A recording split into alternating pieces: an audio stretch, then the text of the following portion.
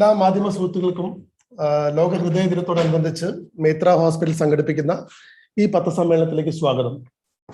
കഴിഞ്ഞ 4 വർഷത്തോളം കേരളത്തിലെ ആരോഗ്യ രംഗത്ത് മുൻപന്തിയിൽ നിൽക്കുന്ന ഒരു സ്ഥാപനമായി മേത്ര മാറിക്കഴിഞ്ഞു.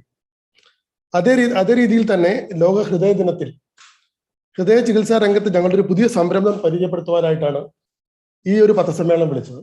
ആദ്യമായി ഞാനിവിടെ സന്നിഹിതരായിരിക്കുന്ന വിശിഷ്ട വ്യക്തികളെ ഒന്ന് പരിചയപ്പെടുത്താം. ആദ്യമായി മേത്ര ഹോസ്പിറ്റലിലെ chairman Shri Faisal Kottikollon, director Meitra hospital and adviser Meitra heart and vascular care doctor Ali Faisal, Meitra ആശുപത്രിയുടെ കാർഡിയോളജി വിഭാഗം ചെയർമാൻ ഡോക്ടർ ആശിഷ് കുമാർ, മേത്ര ആശുപത്രിയുടെ കാർഡിയോതൊറാസിക് വിഭാഗം ചെയർമാൻ ശ്രീ മുരളി വെട്ടത്ത്, മേത്ര ഹോസ്പിറ്റലിലെ സീനിയർ കൺസൾട്ടന്റ് കാർഡിയോളജിസ്റ്റും കാത്ത് ഡയറക്ടറുമായ ജയേഷ് ഭാസ്കരൻ, മേത്ര ഹോസ്പിറ്റലിലെ senior consultant cardiologist and heart failure specialist doctor Sajid Yunus, Methra ഹോസ്പിറ്റലിന്റെ സീനിയർ കൺസൾട്ടന്റും ഇലക്ട്രോഫിസിയോളജിസ്റ്റുമായ ഡോക്ടർ അനീസ് താജ്ദീൻ. ആദ്യമായി സ്വാഗതം പറയുവാനായിട്ട് ഡോക്ടർ അലി ഫൈസലിനെ ക്ഷണിക്കും. നമസ്കാരം. ഇന്ന് September 29 world heart day. World heart day എന്ന് പറഞ്ഞിട്ടുണ്ടെങ്കിൽ 2000 മുതൽ വേൾഡ് ഹാർട്ട് ഫെഡറേഷനും WHO കൂടെ സെലിബ്രേറ്റ് ചെയ്യുന്ന ഒരു ദിനമാണ്.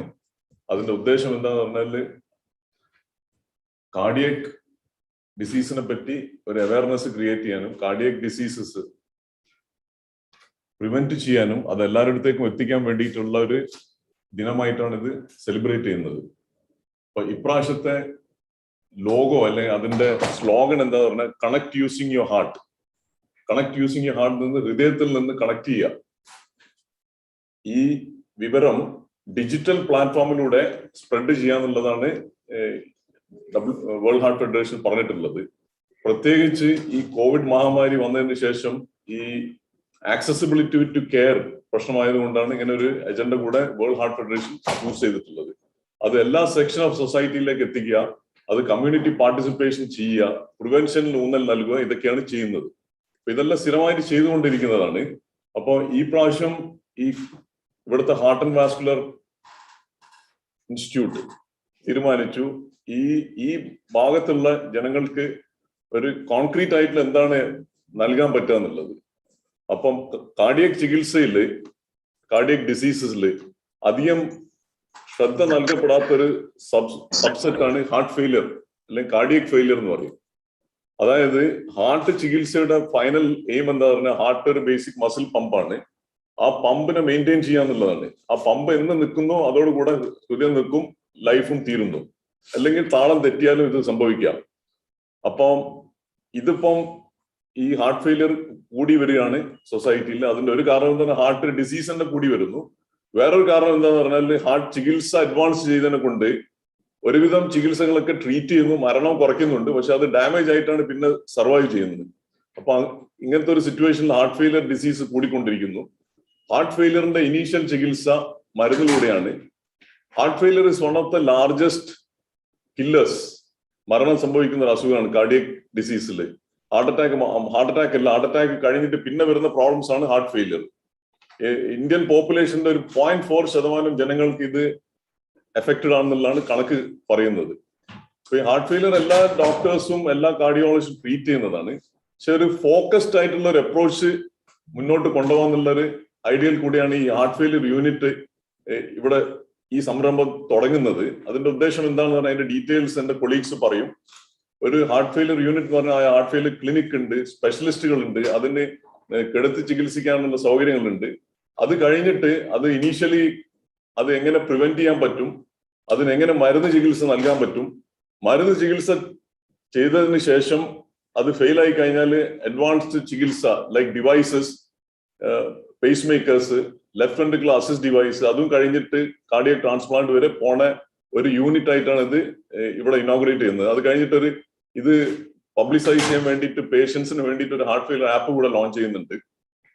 അപ്പം ഇന്ന് ഇവിടെ സന്നദ്ധരായ എല്ലാ പത്രപ്രവർത്തകർക്കും വെൽക്കം പറഞ്ഞുകൊണ്ട്, എന്റെ കൊളീഗ്സിനോടും വെൽക്കം പറഞ്ഞുകൊണ്ട് ഞാൻ എൻ്റെ ഈ ചെറിയ സ്പീച്ച് നിർത്തുന്നു.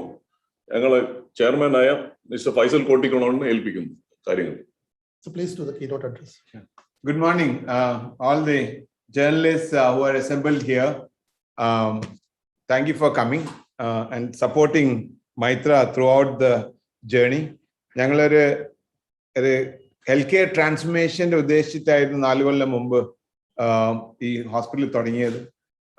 We have built a good trust in the society because എല്ലാം health care institution main success is the trust we get from the patients and the confidence we get from the patients.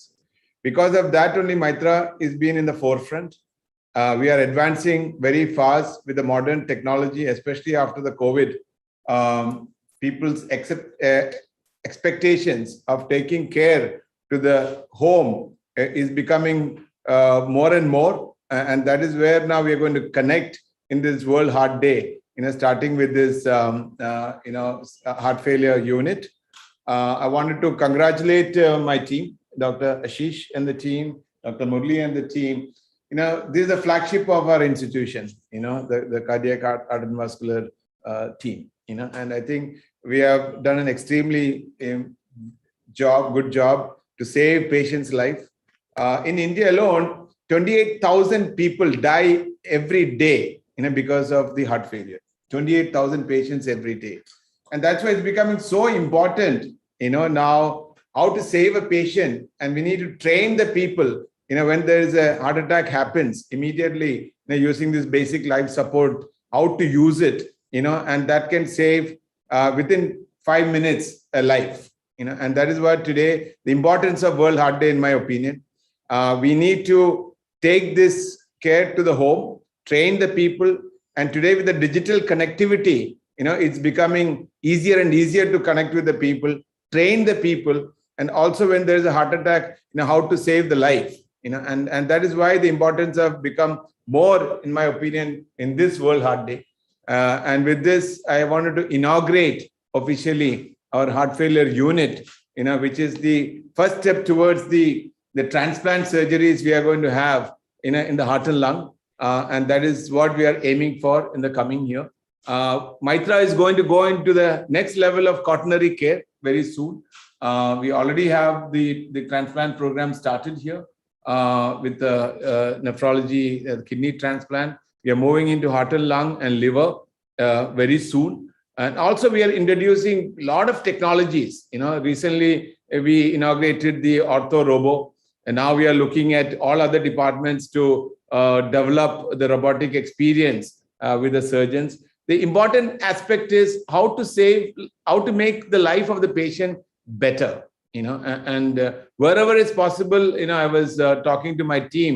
Now we need to advance as the world goes faster, because the vision of Maitra is how to make a Cleveland Clinic of US in a place like Calicut for the Asian market. Nobody had believed it is possible. We believed it is possible 8 years ago, because the journey started from 2012 with the team sitting over here. Dr. Ali, Dr. Murli, Dr. Ashish, Dr. George, all of us came up with a dream. And that dream is what we are fulfilling now. We would have achieved, I'm sure, 60% of our dream. Next 40% is we wanted to achieve in the next 2 years. And this is the exciting journey which we are looking forward. And the media has always been supportive to us. And I wanted to personally thank all of you, who's understood our vision, understood our intent of taking care to the most ethical level. And that's what I'm very proud of our team of doctors and nurses and paramedic staff and the leadership team. We don't want to compromise on the ethics and the values, and that is what we have committed before we started this institution, and we'll continue to do that as we go forward and leap forward. So thank you again and all the best. Sir, I would like to invite to do the symbolic launch of our heart failure clinic, sir. Please.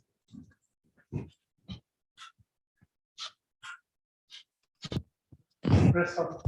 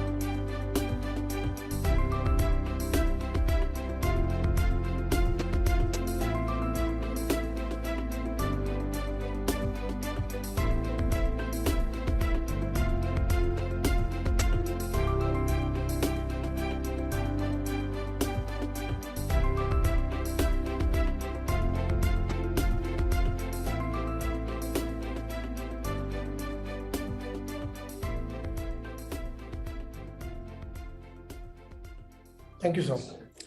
Sir, now I would like to invite Dr. Murali Vettas to give an overview of Mitra Hospital CBTS department and scope of heart transplantation in heart failure. Sir. Good morning, friends. നമ്മുടെ world heart ഡേന്റെ അന്ന് നമ്മൾ യൂണിറ്റിനെ പറ്റിയിട്ട് unit inaugurate ചെയ്തിരുന്നു. Basically ഈ 4 കൊല്ലങ്ങളിലും നമ്മൾ heart ഫെയിലിയറിനെ treat ചെയ്തിട്ടുണ്ടായിരുന്നു. പക്ഷെ അതൊന്നും സെപ്പറേറ്റ് ഒരു കാർഡിയോളജിസ്റ്റിന്റെ പേഷ്യൻസും അല്ലെങ്കിൽ കാർഡിയക് സയൻസിലെ പേഷ്യൻസിനെയാണ് ട്രീറ്റ് ചെയ്തിരുന്നത്. ഇപ്പോൾ ഇത് എല്ലാവരും കൂടിയിട്ട് ഒരു യൂണിറ്റ് ആക്കിയിട്ട് മാറ്റിയിട്ട് ഹാർട്ടിന്റെ ഫെയിലിയർ ആവുമ്പോൾ ഉണ്ടാവുന്ന ചികിത്സേനെ പറ്റിയിട്ടാണ് നമ്മൾ ട്രീറ്റ്മെന്റിലേക്ക് അതിലേക്ക് മുന്നോട്ട് പോകണം. ആദ്യം ഹാർട്ടിനെ നോക്കുമ്പോൾ ഹാർട്ട് ഒരു മസിലിലൊരു ഓർഗൺ ആണ്. അതിന് രക്തം കൊടുക്കുന്ന രക്തക്കുഴലാണ് കൊറോണറി ആർട്ടറീസ്. അതിനുള്ള അസുഖങ്ങൾ വരുമ്പം അതിനെ ബൈപ്പാസ് ശസ്ത്രക്രിയ കൊണ്ട് ചെയ്യാൻ പറ്റും, അല്ലെങ്കിൽ സ്റ്റെന്റ് ചെയ്ത് അതിനെ തുറന്നിട്ട് രക്തോട്ടം കൊടുക്കാൻ പറ്റും. അത് കഴിഞ്ഞതിന് ശേഷം ചിലപ്പം വാൽവിന് തകരാറ് വന്നിട്ടുണ്ടെങ്കിൽ ആ വാൽവിനെ മാറ്റി വെക്കാൻ പറ്റും, റിപ്പയർ ചെയ്യാൻ പറ്റും. 2-3 വാൽവിനെയൊക്കെ മാറ്റാം. പക്ഷെ അതിലൊക്കെ കഴിഞ്ഞിട്ടും രക്തക്കുഴലും വാൽവും ഒക്കെ കേട് വന്നതിന് ശേഷം മസിലിന്റെ ഹാർട്ടിന്റെ മാംസപേശികൾക്ക് ബുദ്ധിമുട്ട് വരുമ്പോൾ ആണ് ഈ ഹാർട്ട് ഫെയിലിയറിന് വരുന്നത്. അത് ആ ഹാർട്ട് ഫെയിലിയർ വരുമ്പോഴത്തേക്കും വലിയ ട്രീറ്റ്മെന്റ്, അത് ആദ്യം മെഡിക്കൽ ട്രീറ്റ്മെന്റ് മാനേജ്മെന്റ് കഴിഞ്ഞതിന് ശേഷം പിന്നെ കാർഡിയോളജിസ്റ്റിന്റെ ഇന്റർവെൻഷൻസിൽ അതിന്റെ പറഞ്ഞ പേസ് മേക്കറും AICD അതൊക്കെ കഴിഞ്ഞതിന് ശേഷം പിന്നെയും അതിനും കഴിയാത്ത ഹാർട്ടിന്റെ പമ്പിങ് ഒരു 10-15% എത്തിയിട്ട് പേഷ്യന്റിന് ഒരു 6 മാസത്തിന് മുകളിലേക്ക് ജീവൻ ജീവിക്കൂല എന്നൊരു തോന്നൽ വരുമ്പോൾ പേഷ്യന്റ് ഹോസ്പിറ്റലിലേക്ക് മാസം വന്നുകൊണ്ടിരിക്കുമ്പോൾ ട്രീറ്റ്മെന്റ്, അങ്ങനത്തെ സിറ്റുവേഷനിലാണ് നമുക്ക് വേറെ ട്രീറ്റ്മെന്റ് നമ്മൾ നോക്കുന്നത്. അതിൽ മെയിനായിട്ട് വരുന്നത് ലെഫ്റ്റ് വെൻട്രിക്കിൾ അസിസ്റ്റ് ഡിവൈസ് എന്ന് പറഞ്ഞിട്ട് ഹാർട്ടിന്റെ പമ്പിങ് ഇംപ്രൂവ് ചെയ്യാനുള്ള ഡിവൈസസ് ആണ്. അപ്പം ഇത് കുറെ തരം ലെഫ്റ്റ് വെൻട്രിക്കിൾ അസിസ്റ്റ് ഡിവൈസ് ഉണ്ട്. ഇന്നത്തെ കാലത്ത് പുറത്ത് ലോകങ്ങളിൽ എത്രയോ കൊല്ലങ്ങളായിട്ട് അത് ഉപയോഗിച്ച് നടന്നുകൊണ്ടിരിക്കുന്ന ആൾക്കാരുണ്ട്. അത് ഒന്ന് ഡെസ്റ്റിനേഷൻ തെറപ്പി, ഒന്ന് ട്രാൻസ്പ്ലാന്റ് വരണവരേക്കും ഹാർട്ട് കിട്ടണവരേക്കും ചെയ്യാൻ ഒരു സംഭവം, അല്ലെങ്കിൽ ഹാർട്ട് അത് തന്നെ ഉപയോഗിച്ചുകൊണ്ട് ജീവിച്ചു പോണ കുറെ ആൾക്കാർ ഇപ്പോഴും ജീവിച്ചിരിക്കുന്നുണ്ട് ലോകത്ത്. പക്ഷെ ഇന്ത്യയിൽ കേരളത്തിലും അത് വളരെ കുറവായിട്ട് തുടങ്ങിയിട്ടില്ലതിരിക്കും. അപ്പം ഇതിനെ സ്റ്റാർട്ട് ചെയ്യാനും ഈ ലെഫ്റ്റ് വെൻട്രിക്കിൾ അസിസ്റ്റ് ഡിവൈസ് ഉപയോഗിച്ചിട്ട് ഹാർട്ട് ട്രാൻസ്പ്ലാന്റിനുള്ള പേഷ്യൻസിനെ ലിസ്റ്റ് ചെയ്തിട്ട് അവരെ നമ്മൾ രജിസ്റ്റർ ചെയ്ത് കെയർ നോസിൽ രജിസ്റ്റർ ചെയ്തിട്ട് അവരെ ആ ലിസ്റ്റ് ചെയ്തിട്ട് അതിന് ഹാർട്ടും ലങ്ങും ട്രാൻസ്പ്ലാന്റ് ചെയ്യാനുള്ള സംവിധാനമാണ് ഇവിടെ ചെയ്തുകൊണ്ടിരിക്കുന്നത്. അപ്പം ഏറ്റവും അവസാനം ചെയ്യാൻ പോണത് ഹാർട്ട് ട്രാൻസ്പ്ലാന്റ്, അല്ലെങ്കിൽ ഹാർട്ട് ആൻഡ് ലങ്. അപ്പൊ അത് ആർക്ക് വേണം, എങ്ങനെ വേണം, ഏത് തരം ട്രീറ്റ്മെന്റിലേക്ക് നമ്മൾ പോകണം എന്നുള്ള ചികിത്സ രീതി അത് നിർണ്ണയിക്കാൻ വേണ്ടിയിട്ടുള്ള ഒരു ടീമാണ്. അപ്പൊ ഒരാളല്ല അത്. അപ്പൊ എല്ലാവരും കൂടിയിട്ട് കമ്പൈൻഡ് ആയിട്ട് ചെയ്യാൻ പോണ ഒരു യൂണിറ്റ് ആണ് ഇത് ഇനോഗ്രേറ്റ് ചെയ്തതിന് നമുക്ക് അതിയായ സന്തോഷമുണ്ട്. അപ്പം ഇത് നിങ്ങൾക്ക് പറഞ്ഞു തരാൻ വേണ്ടിയിട്ടാണ് ഞങ്ങൾ ഈ മീറ്റിംഗ് വെച്ചത്. Thank you. Thank you, sir. Now I would like to invite Dr. Ashish Kumar, Chairman Cardiology, to give an overview of Mehta Hospital Heart and Vascular Care Department. നമസ്കാരം. നമ്മുടെ ചെയർമാൻ മിസ്റ്റർ ഫൈസലിന്റെ ഒരു vision അനുസരിച്ച് നമ്മുടെ ഒരു idea is filling in the gaps. എന്തൊക്കെ നമുക്ക് locally available അല്ല, അതിനെയെല്ലാം ആ ഗ്യാപ്സ് എല്ലാം പ്ലഗ് ചെയ്യുക എന്ന ഒരു ദൗത്യമാണ് നമ്മൾ ഏറ്റെടുത്തിരിക്കുന്നത്.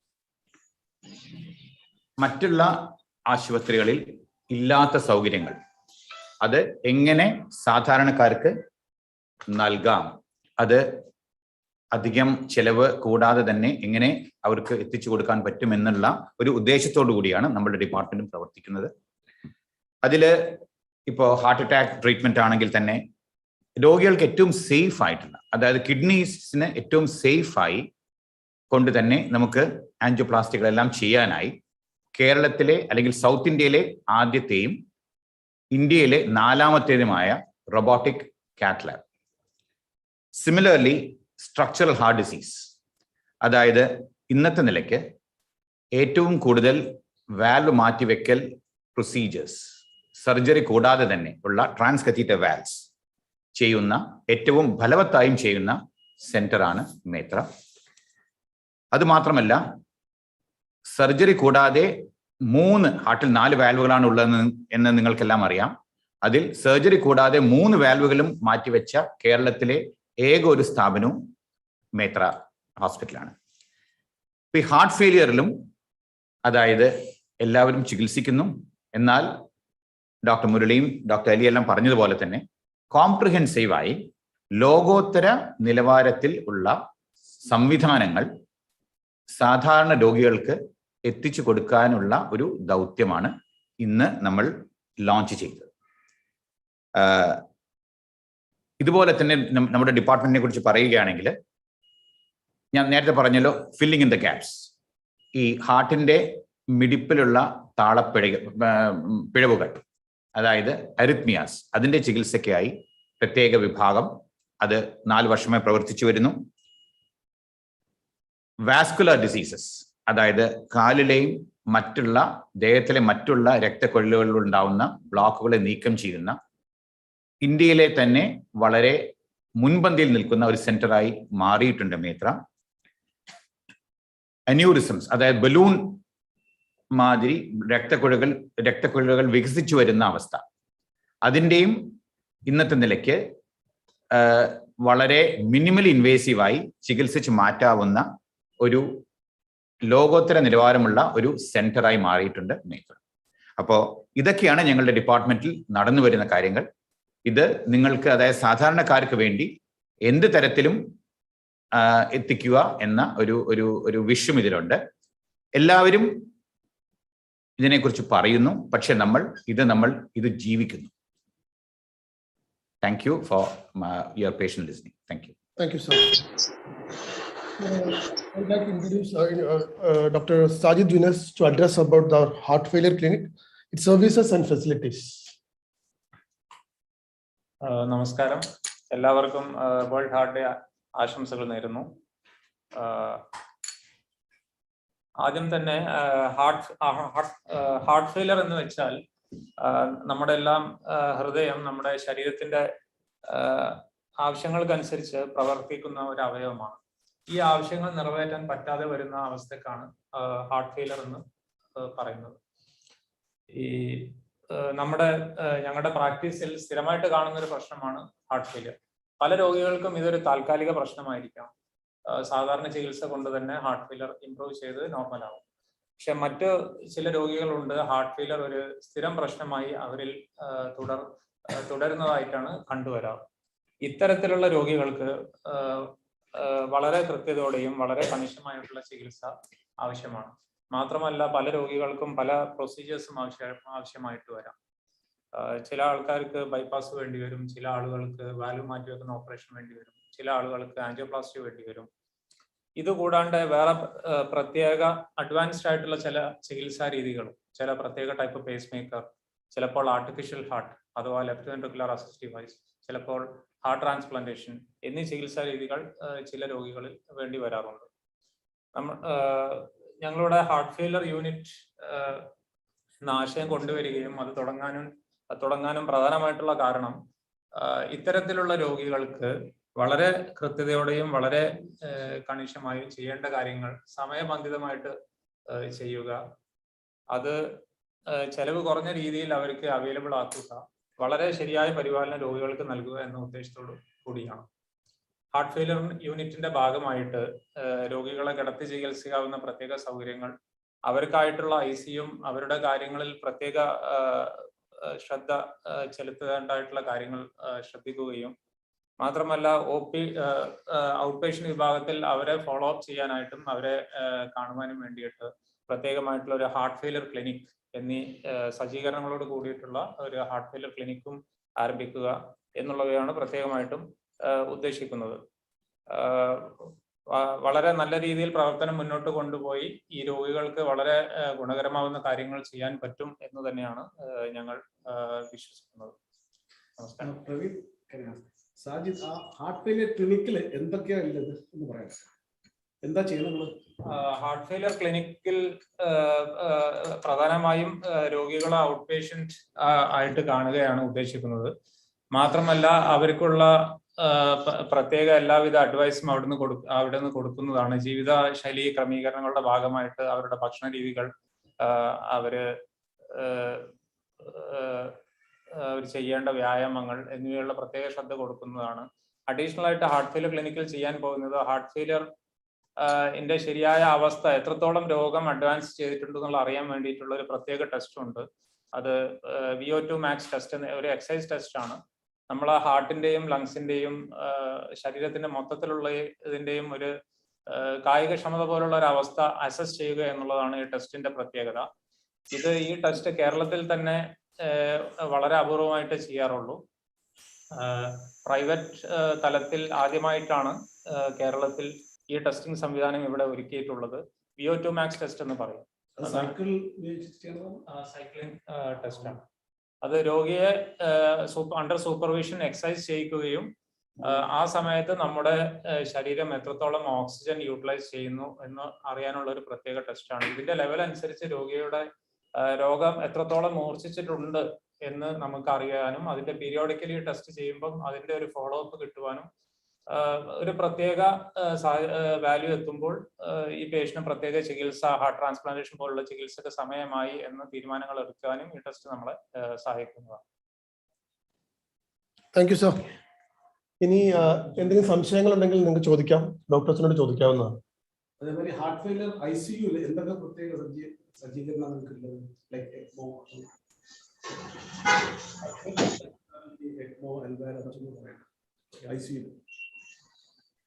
ഹാർട്ട് ഫെയിലർ ICUന്റെ ഭാഗമായിട്ട് അസുഖം മൂർച്ഛിക്കുന്ന രോഗികൾക്ക് ആ സമയത്ത് സപ്പോർട്ടിന് വേണ്ടിയിട്ടുള്ള പല കാര്യങ്ങളും ചെയ്യാനുള്ള സൗകര്യങ്ങളുണ്ട്. ഇൻട്രായാറ്റിക് ബലൂൺ പമ്പ് എന്നുള്ള മെഷീൻ, അതുപോലെ ECMO സംവിധാനം എന്നിവയാണ് ഏറ്റവും അഡ്വാൻസ്ഡ് ആയിട്ടുള്ള കാര്യങ്ങൾ. അതുപോലെ ഹാർട്ട് ട്രാൻസ്പ്ലാന്റേഷൻ അല്ലെങ്കിൽ ലെഫ്റ്റ് വെൻട്രിക്കുലർ അസിസ്റ്റ് ഡിവൈസ് എന്നീ ചികിത്സാ രീതികൾ അവലംബിക്കുന്ന രോഗികൾക്ക് അതിനായിട്ടുള്ള സ്പെഷ്യൽ കെയറുകൾ കൊടുക്കാനുള്ള സംവിധാനം ഉണ്ടായിരിക്കുന്നു. Thank you sir. ചോദ്യങ്ങൾ ചോദിക്കാനുള്ള സമയമാണ്.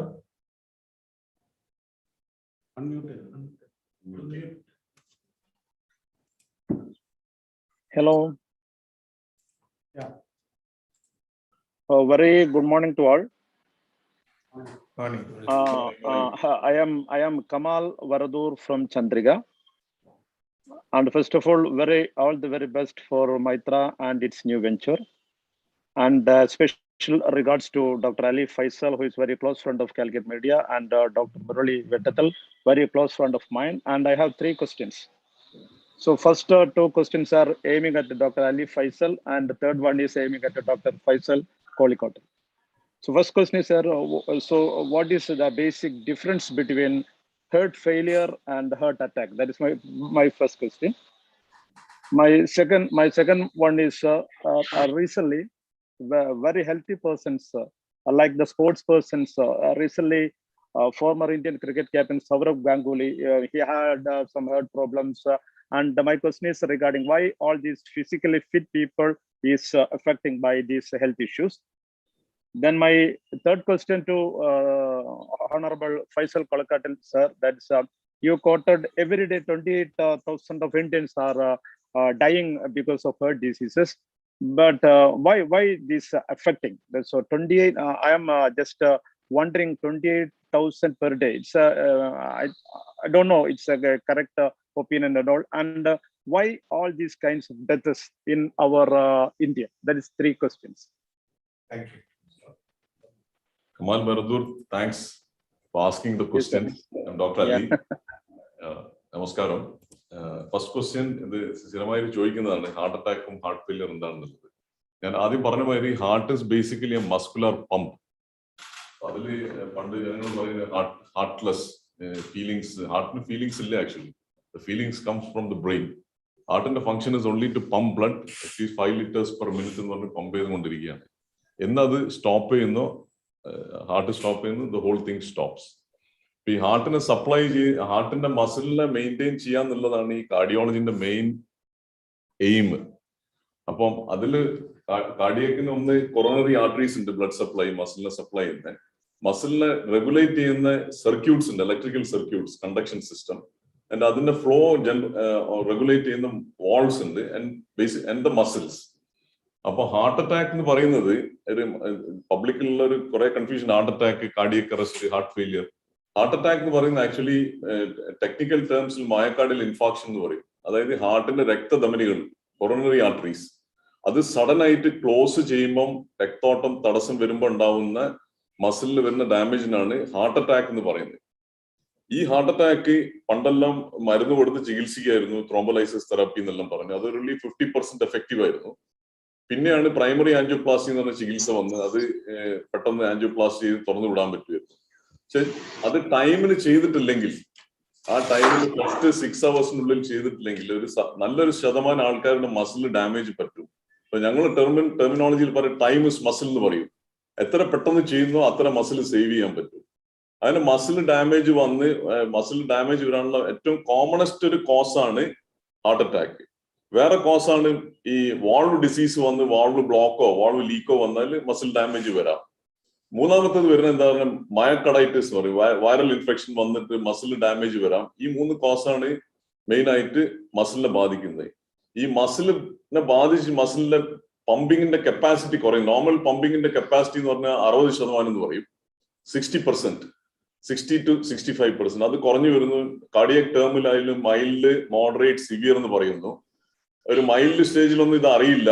മോഡറേറ്റ് ആകുമ്പോഴാണ് പേഷ്യൻസ് സാറിന് ഡോക്ടേഴ്സിന്റെ അടുത്ത് എത്തുന്നത്. സിവിയർ ആകുമ്പോഴാണ് അഡ്മിഷൻസും ട്രീറ്റ്മെന്റും പോകുന്നത്.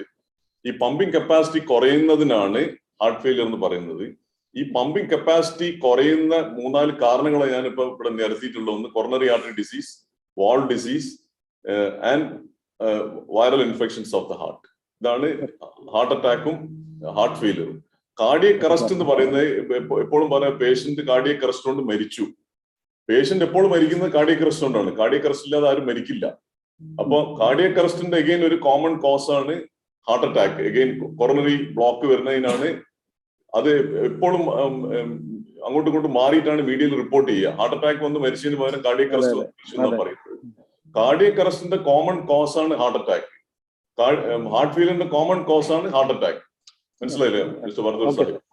രണ്ടാമത്തെ ക്വസ്റ്റ്യൻ ചോദിച്ചത് ഈ സൗരവ് ഗാംഗുലിമാരത്തെ അത്ലറ്റ്സിന് എന്തുകൊണ്ട് കാർഡിയക് ഇൽനെസ് വരുന്നു എന്നുള്ളത്. അതൊരു വളരെ ഇൻട്രസ്റ്റിംഗ് ക്വസ്റ്റ്യൻ ആണ്. Because heart attack is multifactorial എന്ന് പറഞ്ഞിട്ടുണ്ടെങ്കിൽ പല കാരണങ്ങളുണ്ട്. ഒന്ന് ചേഞ്ച് ചെയ്യാൻ പറ്റുന്ന കാരണങ്ങളുണ്ട്, ചേഞ്ച് ചെയ്യാൻ പറ്റാത്ത കാരണങ്ങളുണ്ട്. ഒന്ന് ചേഞ്ച് ചെയ്യാൻ പറ്റാത്തതാണ് നമ്മളെ സെക്സ്, മെയിൽ സെക്സ്. അതായത് ഒന്ന് ആണുങ്ങളാണെങ്കിൽ അവർക്ക് ഇത് സാധ്യത കൂടുതലാണ്, because of the hormonal levels in the body. The second thing is your heredity. You can't change your parents. നിങ്ങൾ മാതാപിതാക്കളെ ചേഞ്ച് ചെയ്യാൻ പറ്റില്ല. അപ്പൊ നിങ്ങളുടെ മാതാപിതാക്കൾക്ക് ഇതുണ്ടെങ്കിൽ ഈ ഹാർട്ട് അറ്റാക്ക് വരാനുള്ള സാധ്യത കൂടുതൽ.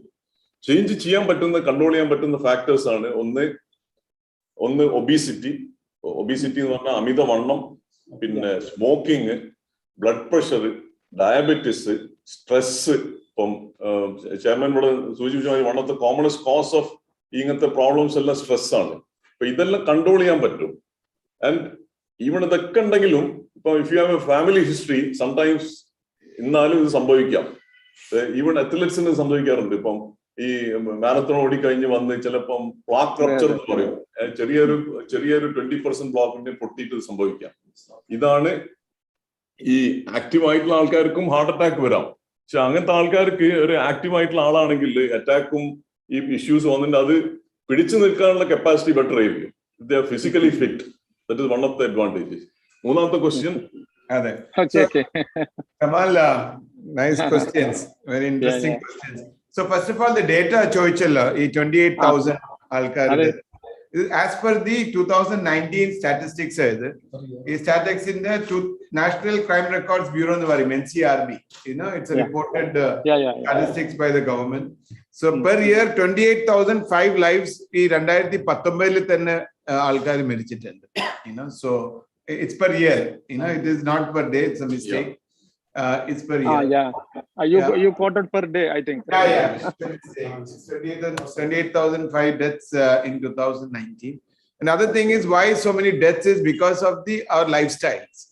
Because normally, we as human beings, we are supposed to take care of our health. There should be a regular preventive checks, and moreover, the food. Food can act in two ways. One is food is a medicine, and food also can be a poison. If you consume excess food, it converts into a poison, because all the cholesterol issues, obesity issues, all is happening because of the excessive consumption of the food. And whatever the food today we are consuming, manufactured foods, fast foods, so I think these are the reasons why these heart attacks and obesity and all are increasing nowadays. So we have to take care of ourselves. Adinane ee ravale exercise consuming food, we have to be cautious. So if you take care of all these things, our success rate will be better. Ali Parnamayari, endu cheyidalum sometimes genetics issues are there, hereditary issues are there. All these things can happen, but we can reduce the mortality if we take care of ourselves. Okay. Thank you, sir. Thank you. Okay. Thank you, sir. Thank you very much. Thank you for the invitation. And thank you for your PRO, Kella, for inviting for me to this press conference. Thank you. Thank you, Kamal, sir.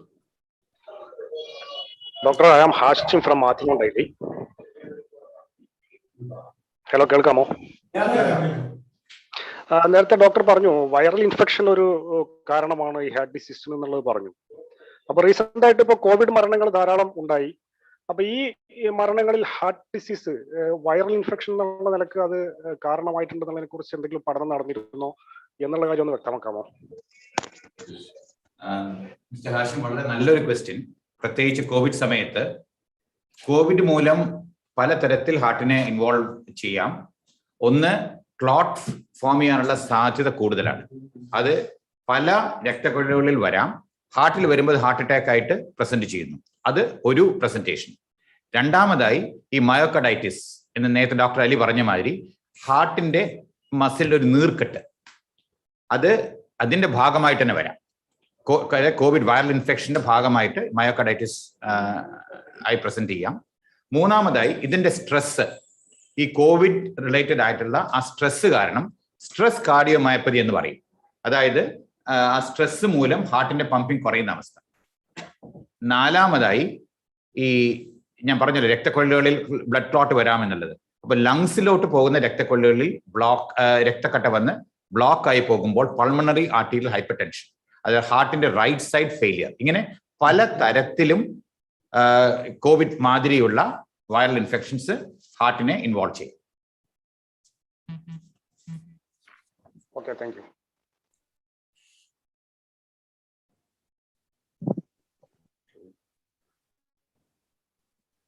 ആർക്കെങ്കിലും സംശയങ്ങളുണ്ടോ? Hello, പറയൂ sir, കേൾക്കുന്നുണ്ട്. ഞാൻ ഹരിദ്രാണ് from Kerala ബഹുമതി. Hello, നമസ്കാരം. Sir, ഈ heart failure ഏത് age ഗ്രൂപ്പിലാണ് കൂടുതലായിട്ട് കണ്ടുവരുന്നത്?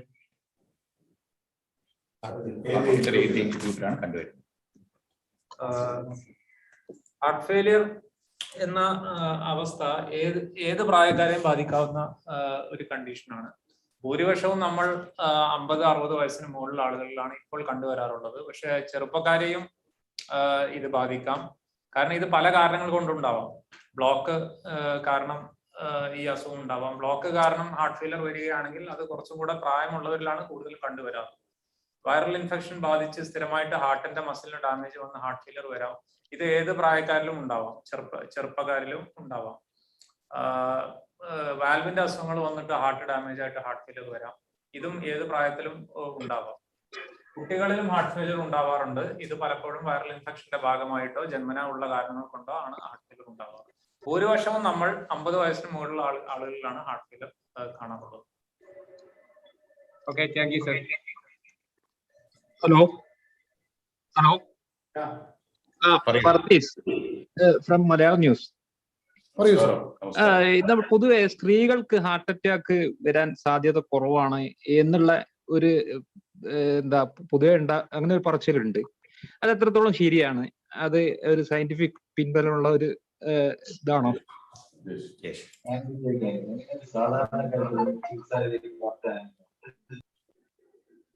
സ്ത്രീകൾക്ക് ഒരു പ്രൊട്ടക്ഷൻ ഉണ്ട്. പ്രത്യേകിച്ച് അവരുടെ മെനോപോസ് വരയ്ക്ക് സ്ത്രീകൾ പ്രൊട്ടക്റ്റഡ് ആണ് ഒരു പരിധി വരെ ഇങ്ങനെയുള്ള കൊറോണറി ആർട്ടറി ഡിസീസിന്. പക്ഷേ ഈ പ്രൊട്ടക്ഷൻ ഡയബറ്റിസ്, അതായത് പ്രമേഹമുള്ള സ്ത്രീകളിൽ ഈ പ്രൊട്ടക്ഷൻ ഉണ്ടാവുന്നതല്ല. അത് ഹോർമോണൽ അതിന്റെ ഹോർമോണൽ ഇൻഫ്ലുവൻസ് കാരണമാണ് ഈ പ്രൊട്ടക്ഷൻ ഉള്ളത്. അത് after menopause that is last. അത് മാത്രമല്ല, ഒരു 10 വർഷമാകുമ്പോഴത്തേക്കും പോസ്റ്റ് മെനോപോസ് 10 വർഷമാകുമ്പോഴത്തേക്കും അതിന്റെ മെയിൽസും ഫീമെയിൽസും തമ്മിലുള്ള ആ വ്യത്യാസം കംപ്ലീറ്റ് ആയി ഇല്ലാതാവുന്നു. അതിന്റെ അർത്ഥം പോസ്റ്റ് മെനോപോസ് ആ ഫസ്റ്റ് 10 years സ്ത്രീകളിൽ ഇതിനുള്ള സാധ്യത കൂടുതലാണ് എന്നുള്ളത്. എന്റെ പേര് സനോജ്, ഞാൻ ന്യൂസ് 18 ചാനലിൽ വിളിക്കുന്നത്. പറയൂ സർ. ഹലോ. ഈ നേരത്തെയൊക്കെ ഒരു 40 വയസ്സിന് മുകളിലുള്ള ആൾക്ക് കൂടുതലായി ഹാർട്ട് അറ്റാക്ക് ഉണ്ടാകുന്ന ഒരു സാഹചര്യം ഉണ്ടായിരുന്നു. ഈ കഴിഞ്ഞ കുറെ 10 വർഷത്തിനിടയിലാണെങ്കിൽ ഒരു 20 വയസ്സിന് മുകളിലുള്ള ആൾക്കും, പ്രത്യേകിച്ച് എന്റെ നാട്ടിൽ കഴിഞ്ഞ ഒരു 2 ആഴ്ച മുന്നേ 22 വയസ്സുള്ള ചെറുപ്പക്കാരൻ അറ്റാക്ക് വന്ന് മരണപ്പെട്ടു. ഈ കോവിഡിന് ശേഷം ആളുകൾക്ക് കൂടുതൽ ഈ ഹാർട്ട് അറ്റാക്ക് ഉണ്ടാകാനുള്ള സാധ്യത, പ്രത്യേകിച്ച് ചെറുപ്പക്കാർക്ക് ഉണ്ടാകാനുള്ള സാധ്യത കൂടിയിട്ടുണ്ടോ?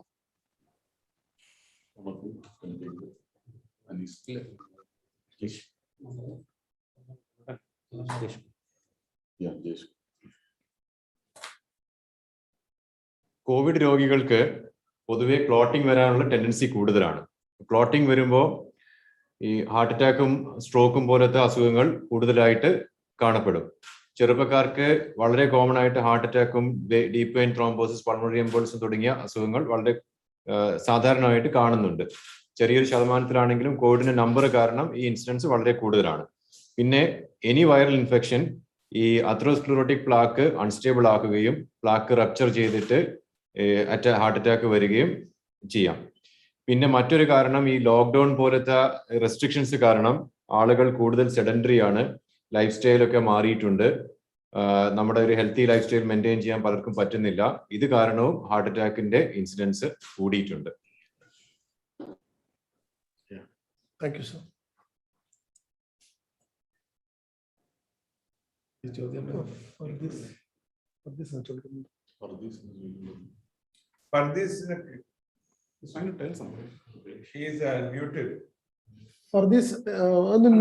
അൺമ്യൂട്ട് ചെയ്യോ? Okay sorry. സ്ത്രീകളിൽ പൊതുവെ പിന്നെ ഹാർട്ട് അറ്റാക്ക് ഇപ്പൊ കൂടി വരുന്നതായിട്ട് തോന്നുന്നു. എന്താ ഞാൻ പലപ്പോഴും വാർത്തകൾ ഇങ്ങനെ ഹൃദയാഘാതം പോലും മരണപ്പെട്ടു എന്ന് സ്ത്രീകള് പണ്ട് അങ്ങനെ കേൾക്കാറില്ലായിരുന്നു. ഇത് എന്തെങ്കിലും ഒരു ഇതാണോ ശാസ്ത്രീയപരമായിട്ട് ഇപ്പൊ കൂടി വരുന്നുണ്ടോ അങ്ങനെ സ്ത്രീകളില്? ഡയബറ്റിസ് വളരെയധികം കൂടുതലാണ്. അതാണ് മെയിൻ ആയിട്ടുള്ള കാരണം. ഞാൻ നേരത്തെ പറഞ്ഞുവല്ലോ, ഡയബറ്റിസ് ഉള്ള സ്ത്രീകളിൽ ആ ഹോർമോണൽ പ്രൊട്ടക്ഷൻ ഉണ്ടായിരിക്കുന്നതല്ല. നമ്മളുടെ ഏറ്റവും നമ്മൾ വറീഡ് ആവേണ്ട സിറ്റുവേഷൻ ഇസ് ഡയബറ്റിസ്. പ്രത്യേകിച്ച് India is going to be the diabetic capital of the world. അത് കേരളത്തില് ഇപ്പൊ നമ്മൾ ഹോസ്പിറ്റലിൽ നോക്കുമ്പോൾ അഡ്മിറ്റ് ആകുന്ന രോഗികളിൽ ചുരുങ്ങിയത് 1/3 ഡയബറ്റിക് പേഷ്യൻസ് ആണ്. അത് ചില ഡിപ്പാർട്ട്മെന്റിൽ 40% വരെ ആകുന്നു. അപ്പോൾ ആ ഡയബറ്റിസ് അത്ര അധികം പ്രിവലൻസ് ഉള്ളത് കൊണ്ട് നാച്ചുറലി ഹാർട്ട് ഡിസീസും ആൻഡ് ഹാർട്ട് അറ്റാക്കും കൂടുതലായി തന്നെ കാണും. അതാണ് ശരിയായിട്ടുള്ള reason. Okay, thank you. Good morning. കേൾക്കാവോ? എന്റെ പേര് ബിനോയ് എന്നാണ്. ഞാൻ മനോരമയിലാണ് ജോലി ചെയ്യുന്നത്. ഞാൻ ആക്ച്വലി ചോദിക്കുന്ന ചോദ്യം എൻ്റെ ഒരു പേഴ്സണൽ ഒരു കാര്യത്തിന് വേണ്ടിയിട്ടാണ്. നമ്മൾ ബേസിക്കലി ഒരു അറ്റാക്ക് വരുമ്പോൾ പലപ്പോഴും ഓരോ ലക്ഷണങ്ങൾ പറയാറുണ്ട്. ചിലപ്പോൾ അല്ലെങ്കിൽ ശ്വാസം മുട്ടുന്നു, അല്ലെങ്കിൽ വേർപ്പ് വരുന്നു എന്നൊക്കെ പറയാറുണ്ട്.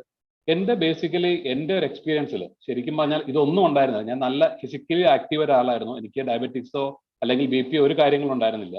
ഒരു ദിവസം കുറച്ച് ദിവസം കിടന്ന് രാത്രി ആയ സമയത്ത് ഉറങ്ങാൻ ഒരു ബുദ്ധിമുട്ട് മാത്രം. അതായത് ശ്വാസം മുട്ടലെന്ന് പറയാനൊന്നുമില്ല. കുറച്ചു നേരം കഴിഞ്ഞ വൈഫ് എന്തോ ഉറങ്ങാത്ത ചോദിച്ചപ്പോൾ ഞാൻ സത്യം പറഞ്ഞാൽ തമാശ എടുത്ത് ഞാൻ ഡ്രൈവ് ചെയ്തിട്ട് ഞാൻ അവിടെ ഹോസ്പിറ്റലിൽ പോയി പറഞ്ഞു, ഒന്നുമില്ല, വൈഫിന്റെ ടെൻഷൻ മാറ്റാനോ, ഒന്ന് ECG എടുത്തേരെന്നോ. ഞാൻ ഒട്ടും പ്രതീക്ഷിച്ചിട്ടില്ല.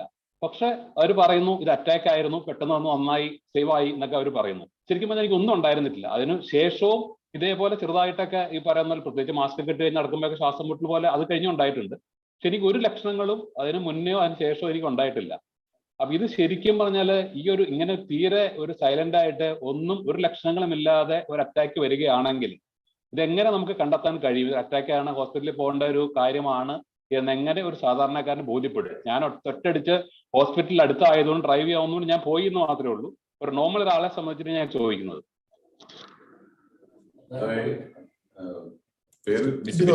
ബിനോയ്, ഡോക്ടർ അലി.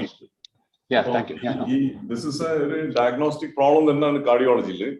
ബിക്കോസ് ഈ ഒരു 10% ആൾക്കാർക്ക് സൈലന്റ് മയോകാർഡിയൽ ഇൻഫാക്ഷൻ എന്ന് പറയും. ആ 10%-ൽ ഒരു 5% ആൾക്കാർക്ക് ഒരു സിംറ്റം ഇല്ലാതെ തന്നെ വരാം.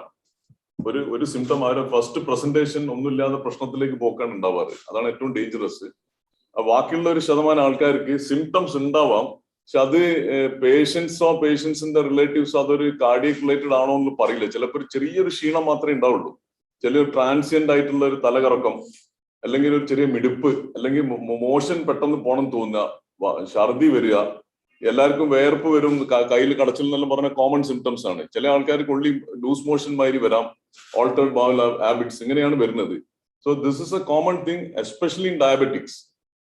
അപ്പൊ അത് എങ്ങനെ ഡിറ്റക്ട് ചെയ്തു, എന്തുകൊണ്ട് നിങ്ങൾ അന്ന് പോയി എന്നുള്ളത് ഇപ്പൊ ഇഫ് യു റിട്രോസ്പെക്ട്ലി തിങ്ക്, അന്ന് എന്തെങ്കിലും വേറെ എന്തെങ്കിലും സിംറ്റം ഉണ്ടായിരുന്നു, അന്ന് പെട്ടെന്ന് പോയിട്ട് ഒരു ECG എടുക്കാൻ നോക്കിയിട്ട് ചിലപ്പോൾ എന്തെങ്കിലും ഒന്ന് ഉണ്ടായിട്ടുണ്ടാവാം. അത് നിങ്ങളെ വൈഫ് കണ്ടിട്ടുണ്ടോ എന്നുള്ള ഒന്നും കൂടെ ആലോചിക്കേണ്ടി വരും.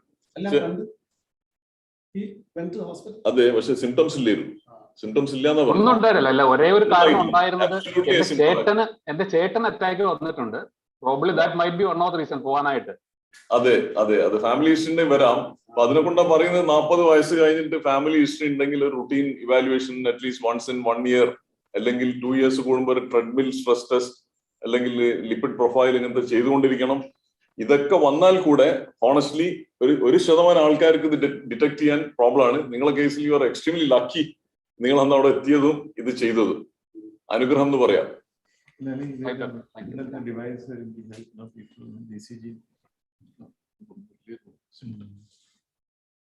Thank you Binoy. Thank you. ആർക്കെങ്കിലും ഇനി സംശയങ്ങളുണ്ടോ? കല്യാണം കഴിക്കണമെന്നാണ്.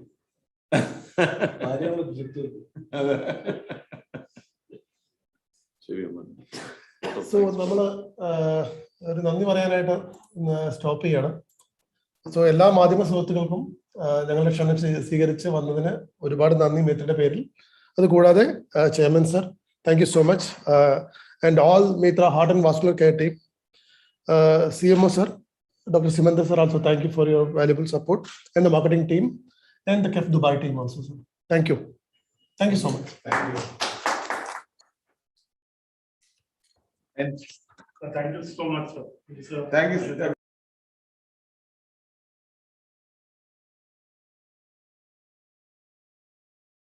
ചെയ്തിട്ടില്ല.